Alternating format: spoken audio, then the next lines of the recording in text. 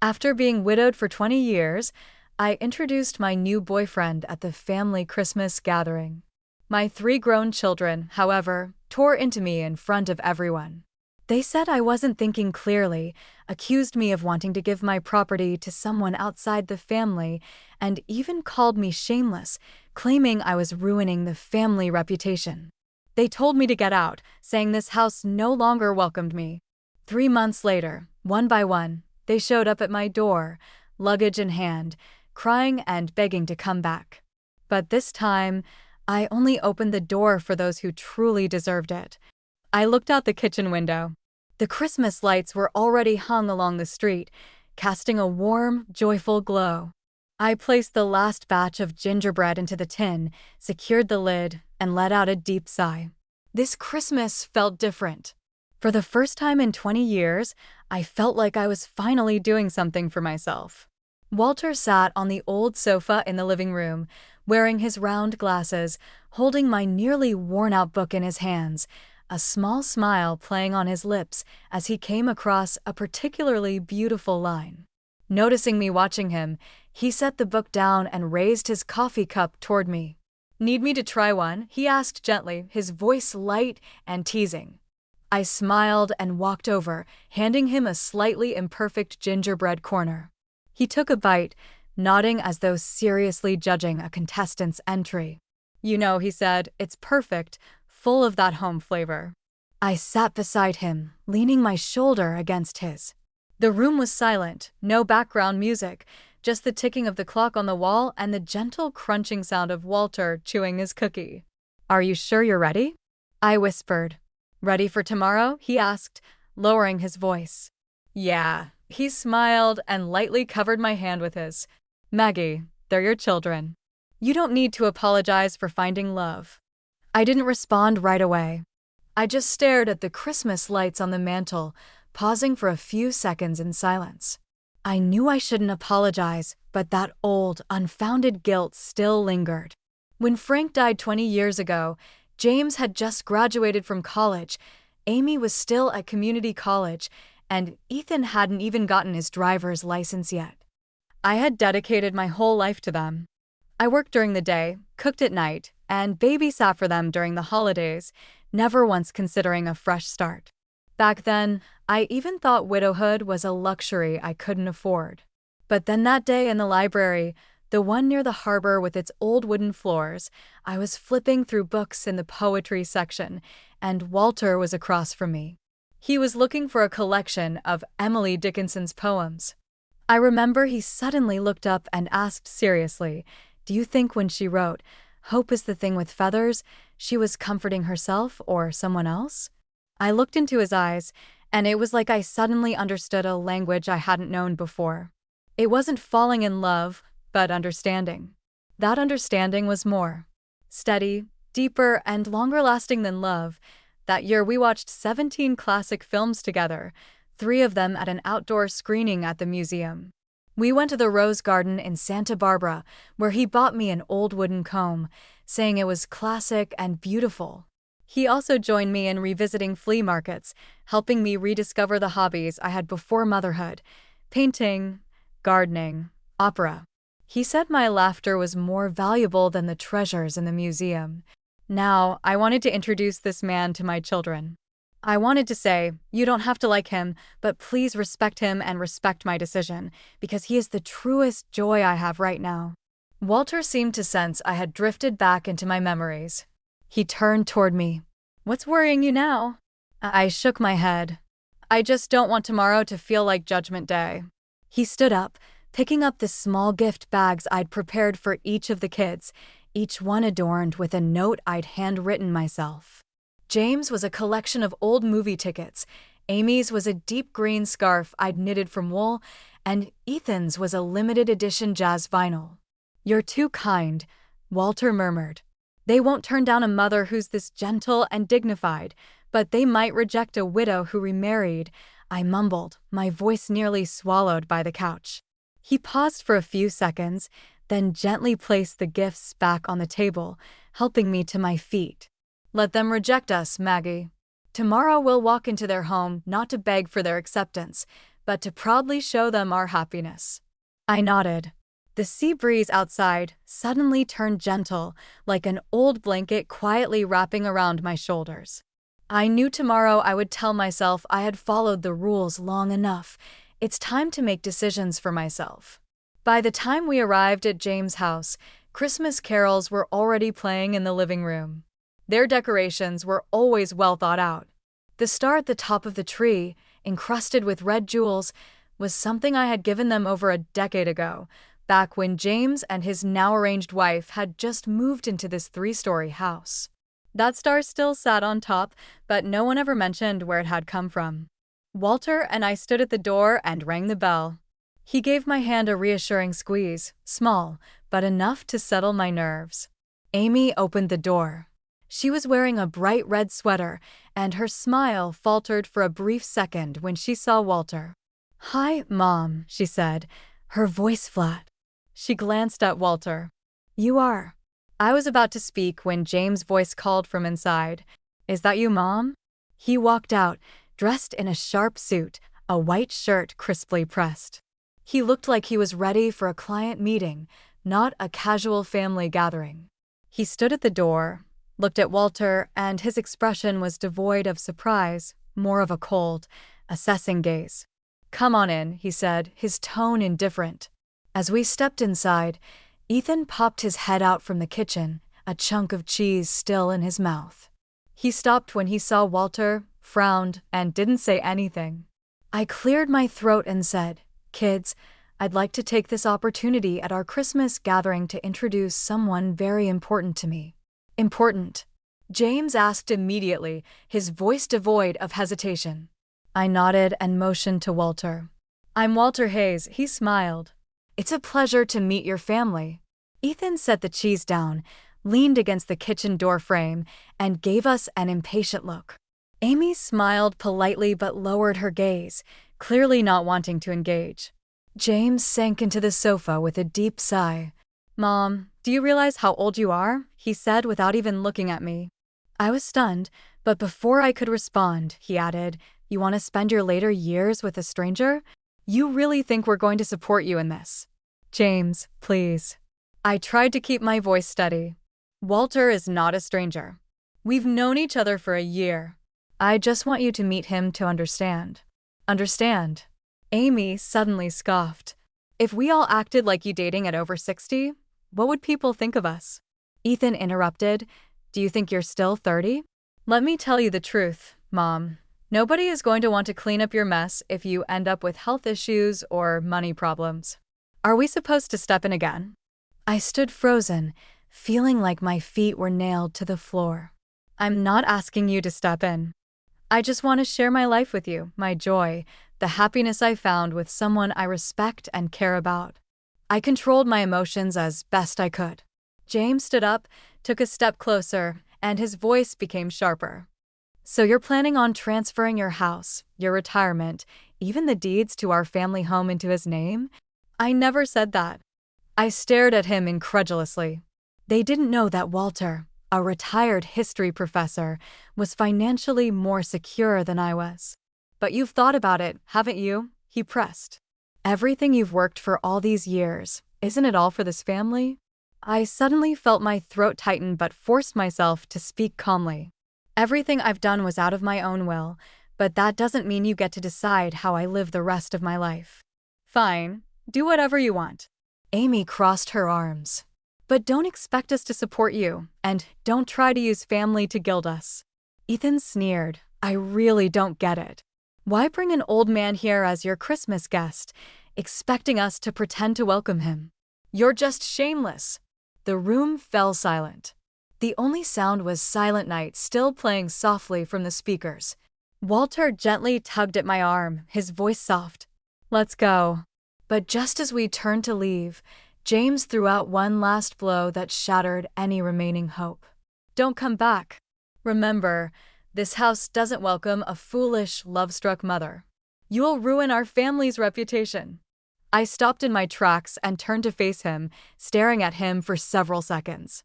His face was serious, without a hint of regret. "So that's how it is," I whispered, my voice trembling. I picked up the gift bags I had prepared for them but hesitated before gently setting them back down. The table had a Merry Christmas. I turned to look at them. I truly wish you peace and happiness.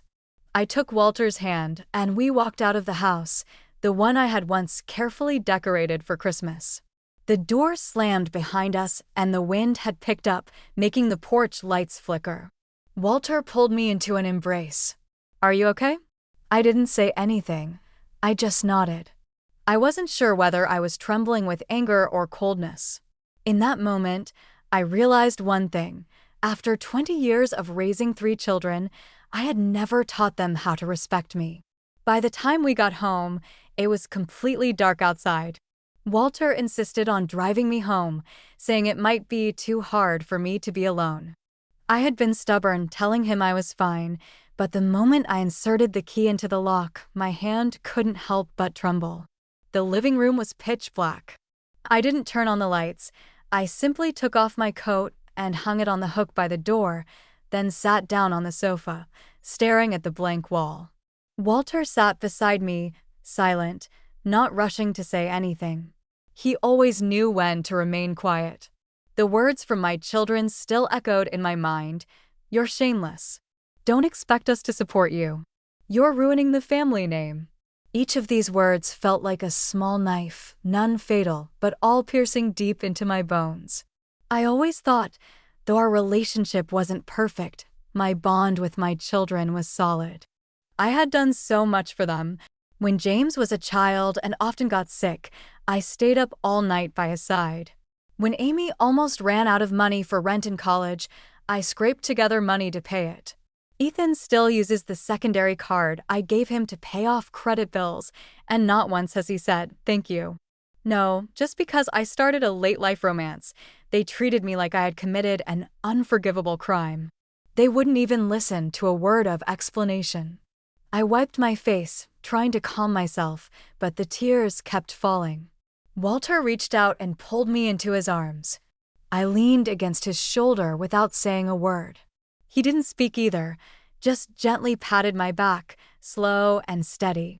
After a while, I sniffed, forcing a smile. "Am I silly? Before I mentioned you to them, I even baked gingerbread and wrote cards, thinking I could give them a warm surprise." Walter shook his head. "No, Maggie, it's not foolish. It is too good. You've always thought about others, but what about them?" I said softly, "They've never asked how many years I've spent alone." He didn't respond. He just looked at me. I knew he understood, but I also knew that he couldn't bear this heartbreak for me. The next day, I was in the garden trimming the rose bushes. Even though it was winter, a few plants still had soft pink flowers blooming. The sunlight fell across the grass and the yard was quiet, only the sound of the shears clipping branches and the occasional bird call in the distance. My phone vibrated with a new notification from social media. I picked it up and saw a photo Amy had posted, her, James, and Ethan standing in front of the Christmas tree surrounded by their kids' caption read, "May every family be safe and happy." I scrolled down to the comments. One neighbor had written, "Where's Maggie?" Amy replied, "We've cut ties with her. We don't want to be disturbed. Please understand." I froze. The scissors were still in my hand, the blade pressed lightly against a rose stem, but I didn't cut it in that moment. I wasn't sad, I was completely awake. Not only had they refused to accept Walter, but they had also decided I was the one to be pruned like a useless weed. Just then, my phone rang. It was Vivian. "Did you see it?" she asked as soon as I picked up, her tone clearly upset. "I saw," I said softly. "This is too much." She paused. "Do you know why they're doing this? It's not because you did something wrong, but because they're afraid of losing control. You've always been their support, and they've taken your sacrifices for granted. Now that you're not living by their rules, they're starting to panic." I didn't say anything, just listened quietly. She continued, "Maggie, you need to ask yourself, how long are you going to keep trying to please them? You've sacrificed half your life for them. Isn't it time to live for yourself?" I paused for a few seconds, then whispered, "You're right. All this time, I've put all my time and energy into being a good mother, but I never asked myself, am I a happy woman? On the other end of the line, Vivian's voice softened. You're finally awake. It's not too late. After hanging up, I placed the trimmed roses into an old glass jar and set it in the center of the dining table. When Walter came in and saw me, he asked gently, "How are you today?" "Better than yesterday," I paused. "Walter, I want to change some things." He sat down and looked at me seriously. "I don't want to live for anyone anymore, and I don't want to keep forcing harmony just to please others. I want to start with myself. Take the first step." "How do you want to do that?" he asked. I stood up, walked to the study, opened the drawer, and pulled out the account and property documents that hadn't been touched in years. I want them to know I'm not their default ATM, nor am I a mother they can toss aside whenever they please. He nodded, his gaze soft but firm. "I'll always be by your side." In that moment, I knew my true home was no longer in that 3-story house, but in a place where someone respects you, supports you, and is willing to stand by your side. I had been kicked out of their home, but from now on, I was going to welcome myself back into my true life.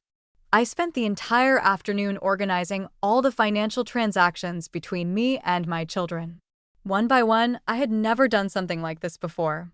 Over the past 20 years, every time they asked for help, I automatically said yes, whether it was James' failed investments, Amy's overdue rent, or Ethan's maxed-out credit card.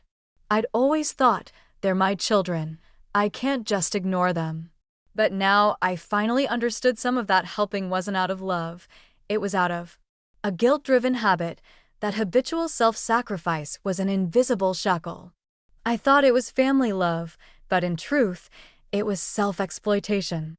I dialed my bank account manager's number, and my voice was calmer than I had expected. "Hello, this is Margaret Delaney. I need to cancel a few authorized secondary cards." "Which cardholders?" I spoke Ethan's name clearly, one word at a time. There was a brief pause on the other end, and then they replied, "Understood. The card will be frozen within 24 hours, and it will be deactivated in the system thereafter." I nodded. I also need to set up individual bill alerts with all major transfers requiring my approval first. When I hung up, I didn't feel any hesitation, only a long-forgotten sense of relief. The next day, I contacted our financial advisor. Yes, the house, the one I had worked hard for, scrimping and saving after Frank passed away over the span of decades, was still considered by my children as reserved property. Amy had even privately said to me, "Mom, if you ever pass, that house will be mine. It'll be perfect for me and the kids." At the time, I didn't respond, just smiled. Now, I picked up the phone and said, "I'm planning to sell the house." He double-checked the address and, after a brief hesitation, asked, "The one in East Haven?" "Yes, that one. I'll clear it out before spring. You can start preparing to list it now." I could hear the shock on his side, but he quickly replied, "No problem. I'll prepare the materials." After that, I sent Amy a brief message. "The house will be listed for sale next year. You'll need to start finding alternative housing. I'll give you plenty of time to adjust, but don't hold any illusions." It took less than 5 minutes for the phone to ring. It was, of course, her. "Mom, what is this about?" Her voice was already tinged with emotion. "You promised you'd leave the house to me and Emma." "I never said for sure, Amy. I only said we'd talk about it later." "Is this because of him? Did he convince you to do this?" "No one convinced me. This was my decision," I replied calmly. She was silent for a few seconds before her voice began to shake. "You're crazy, Mom. You've given us your whole life, and now for some outsider, you're pushing us all away." "He's not an outsider," I interrupted her. "Walter respects me more than any of you. He's never ridiculed me for my age, my status, or my past choices. And just because I'm starting a new chapter in my life, you shame me, abandon me." She tried to say something more, but I didn't give her the chance. "I've made myself clear. What you decide to do next is up to you. I won't consider, arrange, or bear your burdens for you anymore." I hung up and placed the phone on the dining table, taking a deep breath. Then I looked at Walter. He stood in the kitchen doorway, his eyes filled with a gentle pride. I walked over to him, leaning against him. I've never been so sure that I'm not their tool, nor am I just their emergency wallet. He kissed my forehead lightly and said, "This is the woman I know." In the following days, I canceled all the secondary credit cards and cleared out all the automatic transfer setups from my account: Amy's tutoring fees, Ethan's gym membership, James' emergency backup card that was never paid back. Let them figure it out themselves. Then I started organizing my own life. I bought perennial plants from the garden center, ones I hadn't dared to get for years. I booked a small trip for Walter and me, not a family visit or helping the kids, but simply because we wanted to go. I took down the family memory frame that had hung for 20 years and replaced it with a picture of Walter and me in front of a used bookstore on a day when the sun was warm, and the way he held my hand seemed to say, "I'm always here." None of these things were written in the Bible, family rules, or recommended in any motherhood guide, but each step made me feel closer to living for myself. They never imagined I would truly walk out of the house that had confined me, no longer serving them tea, no longer covering for them. They also never imagined I would one day stand on my own side. This wasn't rebellion, it was a choice. I'm not a rebellious mother. I just finally understood that no matter how old a woman gets, she can refuse to be consumed and choose to be cherished. The house I had originally planned to leave to Amy in East Haven, about a 20-minute drive from where I now lived, had always been a source of contention in my mind. At first, I had intended to leave it to her and Emma. The house was near the community hospital where Amy worked, the location was convenient, and the front yard had an oak tree I had planted many years ago. But now the swing under that tree had rusted, and Amy had never taken the initiative to care for the house. That evening, Amy and Ethan showed up at my door one after the other, no call, no hesitation at the door, just the smell of conflict. As soon as they walked in, Amy asked, "Are you really going to sell the house?" She stood in the middle of the living room, her expression tight. "You didn't even discuss it with me." Ethan leaned against the door frame, his hands in his pockets, looking like he was just there to cheer her on. "I don't need to discuss it," I said calmly from my seat at the dining table. "It's my house." "But you've already hinted that it's mine." Amy raised her voice. "I'm raising Emma alone. You know how hard it is to rent. You're just selling it off. Did that old man convince you to do this?" "Walter didn't influence any of my decisions," I interrupted her. "I just realized that my past hints to you were actually feeding into your expectations. I don't want to keep doing that anymore." Ethan chimed in. "So you're going to rely on Walter for your retirement? Do you even know how much he has? Aren't you worried you'll get scammed?" I looked at him, my voice cold. "Ethan, I still remember your credit card bills every month. You used my secondary card, and yet you question how I spend my own money." His face stiffened, but he didn't respond.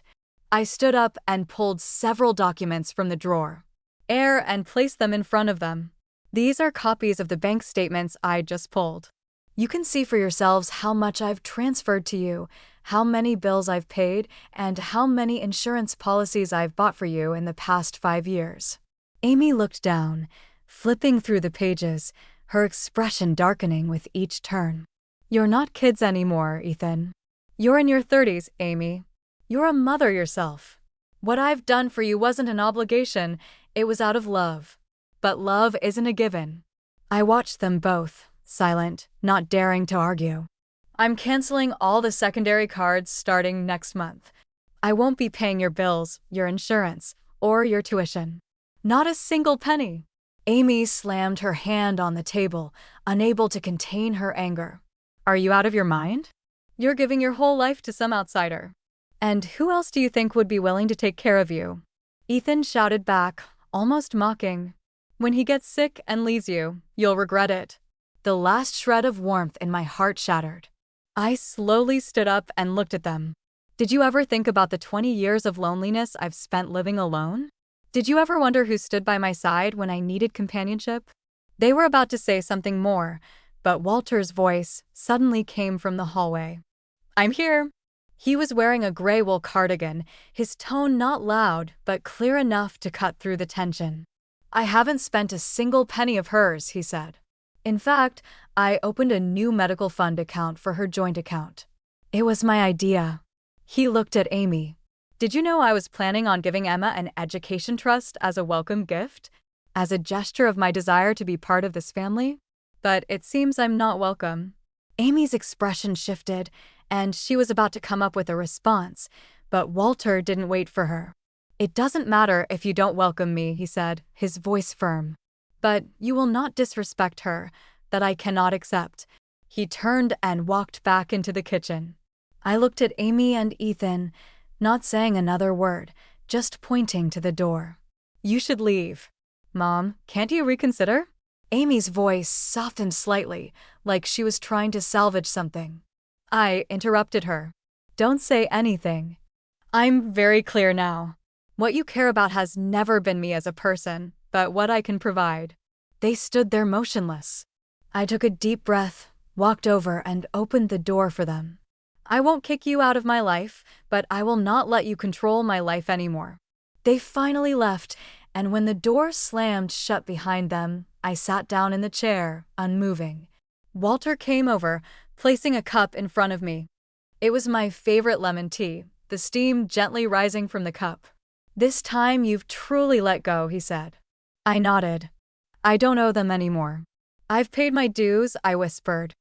I don't know if every woman at 66 has the chance to start anew, but now I know that I do. Walter and I went to Monterey, staying in a small hotel close to the beach. At night, I could hear the sound of the tide. Going over the sand the first night, I hardly slept, not because I couldn't, but because it had been so long since I'd had the kind of peace that comes without the weight of responsibility pressing down on me. The next morning, we took a walk along the beach. The sky wasn't fully light yet, and the air was salty with a hint of pine. I carried my shoes in my hand, my feet sinking into the sand with every step, each one feeling like I was walking into another world. Walter looked at me and smiled, saying I looked like a student finally released from school. We had breakfast at a small cafe by the beach. He ordered banana pancakes, and I ordered salmon toast. The sunlight streamed through the window, and I looked down at my plate, suddenly feeling like I might laugh. What's so funny? He asked. I just realized I haven't ordered a breakfast I like in so long, I said. Every time I went out to eat before, I'd always order the cheapest thing. I'd think I need to save money. The kids need their insurance paid next week, or Emma's birthday is coming up. I need to buy a gift. Walter set his fork down and looked at me. So, what are you going to order now? I replied, I'm going to order what I like, regardless of the price, I joked. After that breakfast, I finished an entire book on the hotel balcony for the first time without interruptions, without checking my phone, without anyone calling me mom or asking me to do anything. I was just myself, a woman who loves gardening, literature, old movies, and walking along the beach. When we got back home, Walter and I went to the cultural center where his daughter worked. Her name was Carla. She was a social program coordinator, as gentle and smart as her father, with a strong work ethic. She warmly welcomed me and invited me to join a mature women's roundtable project they were organizing for the community. At first, I hesitated, but I agreed. At the first meeting, there were 7 women in the room, retired teachers, single nurses, a former musician who had recently lost her husband. They took turns sharing the bravest decisions they had made over the past 5 years. When it was my turn, I took a deep breath and said, I told my children at Christmas that I was in a relationship. They were upset and kicked me out of their home, but I didn't back down. I decided to live my life. The room fell silent, and then applause broke out. In that moment, I realized something. We women had all been taught the same thing: be a good mother, a good wife, a good mother-in-law. Don't be a burden to others. Don't disappoint anyone. But no one had ever told us how not to betray ourselves. Over the next few months, I started helping Carla organize the Mature Women's Salon at the Cultural Center. Every 2 weeks, we held small gatherings discussing topics like the shame of second marriages, women's financial independence, how to reject emotional manipulation, and that children are not the only meaning of your life. These were topics no one had ever spoken to us about, but now we spoke about them and we spoke more clearly. Earlier than anyone, that spring I was invited to be interviewed by a local podcast station on the theme of awakening and reinvention for older women. The host asked, "When do you think your change began?" I said, "It started the day I stood in my son's living room, being humiliated by them." I didn't shout back or cry. I just took my partner's hand and walked out of that house that no longer welcomed me. He nodded and asked, "Do you regret it?" I smiled and said, "The only regret I have is that I didn't do it sooner." After the episode aired, countless listeners left comments on social media saying, "This is the woman I want to become." And I thought, yes, this is who I've always been. Relationships between people often come down to one word: need. The moment I stopped being needed, my phone went quiet for over 2 months. Amy stopped sending her usual, "Mom, can you cover the utility bill for me?" Ethan's credit card bill notifications stopped popping up, and James didn't even send the usual, "Emma has a competition this weekend. Are you coming?" I thought they had truly made up their minds to cut me off, but later I realized they simply hadn't been pushed that far yet. When life becomes difficult, people always seem to remember their mother. That afternoon, I had just finished a salon meeting and was helping Carla clear the tables when my phone rang with an unknown number. I almost hung up, but for some reason, I answered. "Mom, it's me." "Who is James?" I didn't say anything. I just waited for him to continue. "Can we talk? Is now a good time?" His voice lacked the usual certainty, no longer the tone of, "I'm telling you," but more like, "I'm asking you." I hesitated for a moment, then agreed. "Sure. Where are you?" "I'm outside your house." I froze for a moment, and for a brief second, I thought about hanging up, but I ended up going back. He was sitting on the porch steps, his suit disheveled, holding a paper bag, looking tired. When he looked up and saw me, he even gave a sheepish smile. "I bought you that orange peel tea you used to love," he said, holding up the bag. "I remember you used to make a cup every morning."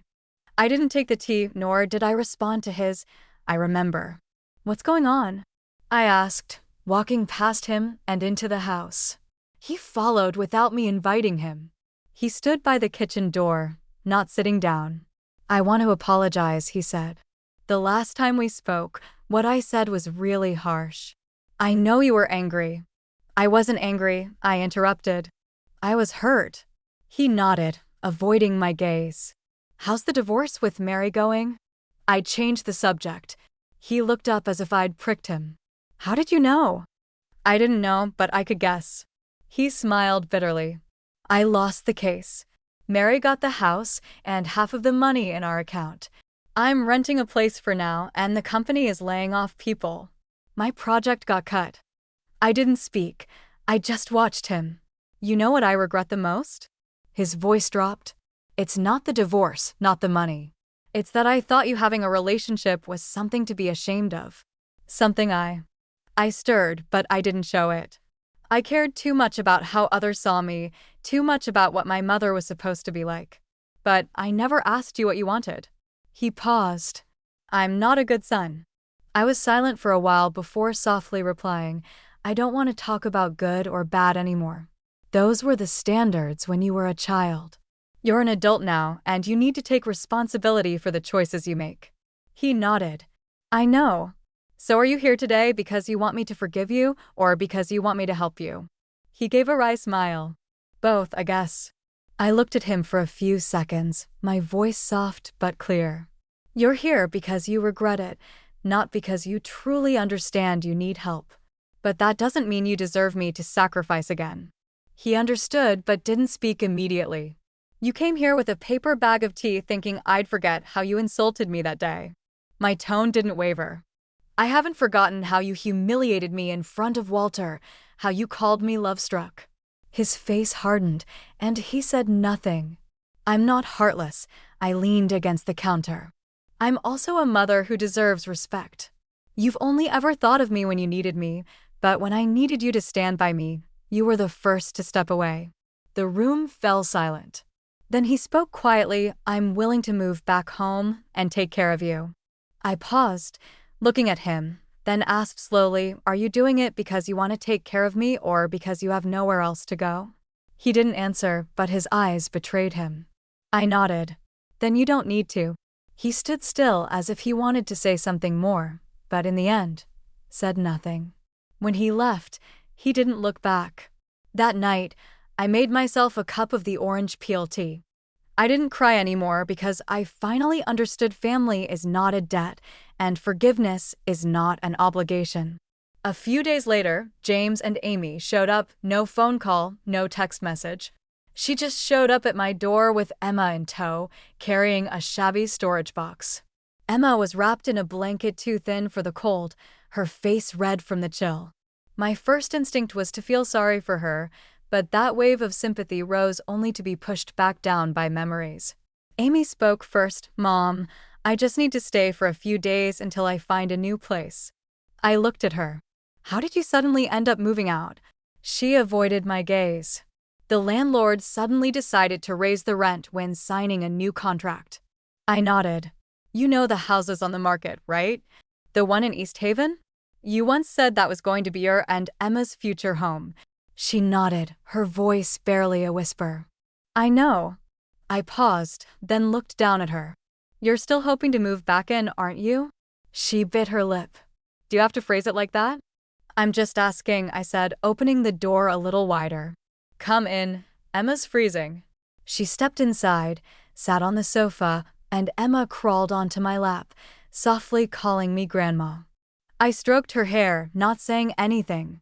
Amy spoke tentatively, Mom, I'm willing to take care of you. Whether you're sick or not, I'll be here for you. I looked into her eyes, then slowly asked, You're only saying this because the house hasn't sold yet, right? You think there's still a chance? She hesitated, her eyes drifting away. I'm not here to mooch off you, she quickly added. Emma's so small and I have nowhere to go. I sighed gently, settling Emma in my arms, then turned to face her. Amy, that day at James' house, you stood across from me looking at me like I was a child who had misbehaved. You told me I was shameless. Do you remember? She lowered her head. I was too harsh that day, I softly said. It wasn't too harsh. You really didn't want to see me happy. She suddenly looked up, her voice trembling. I'm not jealous of you. I'm just scared. Scared that when you get old, no one will take care of you. Scared you'll be tricked. Scared you'll be alone. But you said you're giving the house to someone else, and Emma won't even have a room to stay in. I nodded. You're not scared of me being lonely. You're scared of losing your backup, the safety net you've always had. She bit her lip and didn't respond. I continued, I don't want to involve Emma. She's innocent. But you need to understand we're no longer in that time where you can just say, Mom, I'm struggling and I'll cover for you. She burst into tears. I really don't know where else to go. I paused for a moment, then said, I'm only going to say this once. I'm not your enemy, but I'm no longer your unconditional provider. I won't forgive everything just because of what you said before. She looked at me, shocked. I gently handed Emma back to her. You can stay tonight. Tomorrow, I can take you to the temporary shelter I know about, the Women's Assistance Program there. Amy jumped to her feet. Are you really that heartless? I looked at her, my tone calm. Heartless? You told people on Christmas Day that you cut ties with your mother, and now you're calling me heartless. She couldn't say a word, standing at the door holding Emma. I didn't say anything else, just opened the door for her. Just as she stepped out, before I could close the door, Ethan showed up, his jacket zipper broken, carrying a duffel bag, looking more disheveled than I'd ever seen him. I've got nowhere to stay, he said as soon as he walked in, hands raised in a gesture of defeat. What, are you planning to let me die on the street? Ethan, I leaned against the door frame. You're 31. You have hands and feet, a college degree, and you couldn't find a job in the last 3 years because you refused to take low-status positions, and now you're blaming me. He blinked, still wearing that "I deserve this" look. I know I've had a bad temper, but I'm your son, he said. You can't just stand by and watch me fall apart. I looked at him silently for a while before speaking. You guys called me love-struck, said I was a disgrace, said I ruined the family name. You kicked me out that day. Now you've got nowhere to stay, no money, no one to care for you, and you want to come back and be my children. Again, I sighed. It doesn't work like that. They stood at the door, Amy crying as she said, Mom, we were wrong. Please give us another chance. I shook my head, speaking softly. Now that you regret it, it doesn't undo the things you said to me. Their cries mixed together, and the neighbors downstairs peeked out. I didn't say anything more, just dialed the community security number. Hi, it's me, Maggie from House 3. A few people are gathering outside my door. Can you send someone over? Less than 10 minutes later, 2 security patrols showed up. I locked the door and only spoke through the crack. They told me to leave before now. Please make them leave. After the storm, I thought I would go through a tough, lingering low point, but I didn't. What truly weighed me down wasn't their absence. It was realizing that for all those years, I had always believed that beyond being a mother, I had no other identity. Now that I had finally shed that role, I thought I would feel empty, but instead, it was as if I had removed a leaden coat that had been pressing down on my shoulders. When spring came, the first clematis bloom appeared on the balcony. Walter took a picture of it and shared it in our small community salon group with a caption that made me laugh out loud. One of the most loyal companions in retirement doesn't scold you, doesn't ask for money, and blooms every day to deliver fragrance. In mid-April, I hosted a small birthday party. I didn't notify the kids or make it a big affair. I just invited Walter, Carla, and a few friends I'd met at the salon. We set up a few wooden tables in the garden of the Community Cultural Center with wildflowers arranged in glass vases. The air smelled like freshly mowed grass, the scent of spring. Walter played me one of my favorite piano pieces from my youth, Clair de Lune. As the melody started, time seemed to slow for a beat. I leaned back in my chair, closed my eyes, and listened to the music flowing in the gentle breeze. It felt as if the music was pulling a slow, graceful arc to release all the uncried frustrations, struggles, and rebirths of the past year. Someone recorded that performance, and they also casually captured moments of Walter, me, and our friends chatting. Later, that video was shared on social media. It didn't take long for it to spread. Most of the comments were from strangers, but they said things that warmed my heart. She's the real leading lady. I'm sending this video to my mom. She needs to hear this story. I'm 67 and just moved out of the apartment I shared with my daughter. She never respected me. I'm now living in a room at a friend's inn, and each day I feel happier than the last. I didn't go back to read the comments, but Carla would send me a few every day. She always said, "Look, your awakening isn't just helping you." Later, I quietly transferred some money to Amy. Not much, enough to make a difference, but not enough to completely change anything. It was enough for her to move Emma into a clean, safe apartment, cover a few months' rent, and prepay some tuition fees. I didn't leave a note, nor did I include a card. I wasn't trying to fix anything, and I wouldn't allow her to just waltz back into my life. But Emma was innocent, and she shouldn't have to pay the price for someone else's arrogance. What I could give wasn't habitual sacrifice. It was simply the basic kindness that one adult can offer another. I just wanted to quietly support her so she wouldn't be easily crushed by the world. That night I had a dream. In it, Emma was painting a picture of me. She said, "Grandma, when you smile, it's like spring has opened the door." I thought perhaps this is the image I want to leave behind. Not one of resentment, not one of people-pleasing, but one that comes like spring, clear, bright, and without apology. I never imagined that a door sign could make me hesitate for so long. That morning, Walter pulled out a piece of oak from the garage and said he wanted to replace our door sign. He told me that if I was willing, he'd like to add his name to it. I didn't answer right away. Instead, I walked into the kitchen and brewed 2 cups of coffee. The sunlight outside was perfect, spilling over the stone path in the backyard, casting a patchwork of shadows. I stared at the dappled light for a long time, but my mind wandered to a much earlier time. For the past 20 years, I had always lived under someone else's name. After Frank passed away, I became Mrs. Delaney, James and Amy's mother, Emma's grandmother, and the widow Maggie everyone knew in the neighborhood. There was no place that truly belonged to me. It wasn't until this year that I finally realized I wasn't an extension of someone else. I wasn't someone else's responsibility, and I wasn't a monument to a past memory. I am me.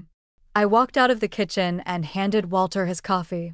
He said, "If you're willing, we can put Walter and Maggie Hayes on it." I gently shook my head. "Just Maggie M will do." He looked a bit surprised, but didn't ask why. I knew why. That M wasn't the abbreviation for Delaney anymore, nor did it need to be followed by a man's last name. That M was the first letter of my own name. It was Maggie, just Maggie. A few days later, I received a letter from Amy. It was a real letter, handwritten, not a text or email. Her handwriting was shaky, and the ink had bled a little on the paper. I could tell she had written it absent-mindedly, perhaps after crying. There were no pleasantries, just a few heartfelt apologies. "Mom, I don't know how to make it right, but I truly regret what I said. I remember everything you've done for me from when I was little until now. I just pretended not to. When you said you came because you need me, not because you truly understand, I heard it. I really heard it. Emma has always missed you. Maybe after summer, you'll be willing to give me another chance and let her visit you. Thank you for still helping me. In the end, I won't take anything from you again." I finished reading the letter, but I didn't cry or laugh. I simply tucked it into an old photo album, one I had treasured for so long but had long since been stored away. I placed it between the photos from James' college graduation and the page with pictures of Ethan learning to ride a bike. I didn't respond, not because I didn't forgive her, but because I finally understood that some relationships don't need to be revisited. They just need to be seen for what they are and then let go. A few days later, Walter and I went to the town's spring market. I brought a few pots of herbs I had grown and made a small sign that read Granny Maggie's Garden. Many people stopped to ask if I was selling something. I told them no, that I just wanted to give them to anyone willing to care for them. A young girl took a pot of thyme and said, "You have such a warm smile, like my grandma." I smiled back and said, "Then your grandma must be someone who loves to garden."